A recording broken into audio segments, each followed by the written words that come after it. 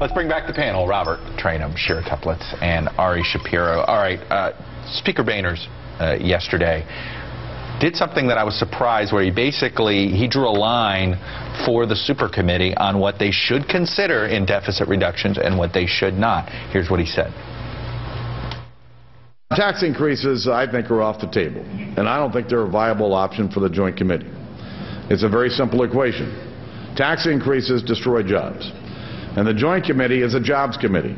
Its mission is to reduce the deficit as threatening job creation in our country.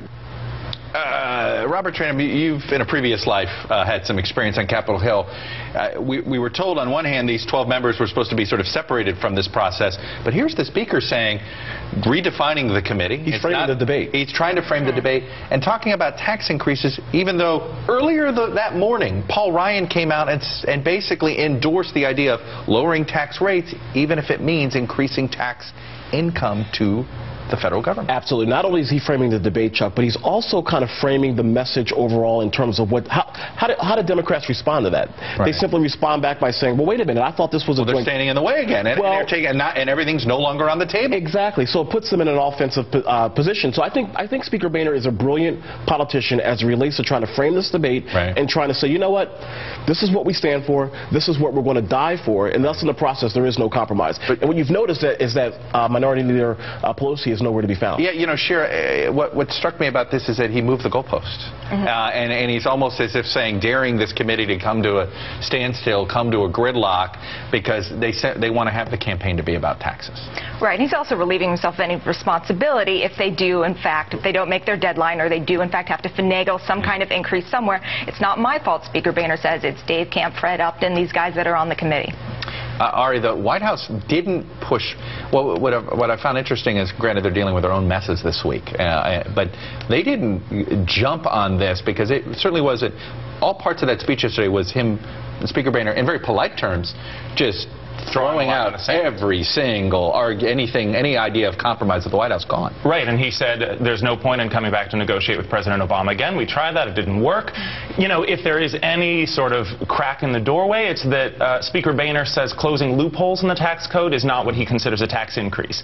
Others disagree with that within the Republican Party. So, you know, if there was any kind of room for compromise in there, I thought that was an important line. But it's significant that this was really the first line in the sand that was drawn for this 12-member super. Very quickly on the presidential race, Robert, we have entered a new era there with Eric Fernstrom. If you heard in that interview, what was amazing about it was how often he said Perry versus how often he said Obama. It is clear we are fully Republican Party. They're taking sides. Governors are endorsing. They're taking sides. This reminds me very much of the super battle between Clinton and Obama back in 2008. There you have two heavyweights in the room that are literally going to duke it out. They're not going to get chased out.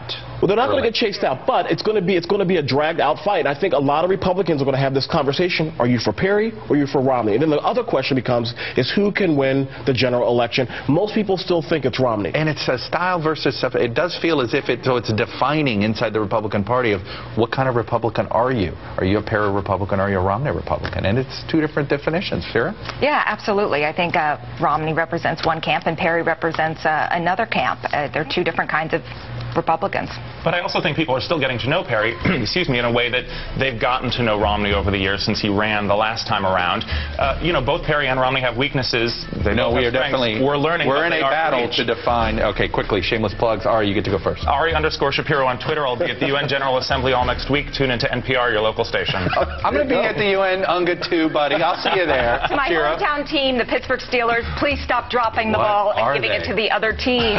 Please, just hold on. Wow, it was very embarrassing. I have a shameless plea. Please, Apple, put out the iPhone 5 sooner rather than later. Shameless plea. Wow, a shameless plea. I love the iPhone 5. My shameless plug is go Canes. and please, ESPN tomorrow, let's not talk about any scandals when it comes to the Miami Ohio State game, just for 2 hours. That's it for this edition of the Daily Rundown. Have a great weekend. Coming up next on MSNBC, Chris Jansing will speak to Congressman Charlie Rangel about the president's jobs plan, maybe a little bit about New York.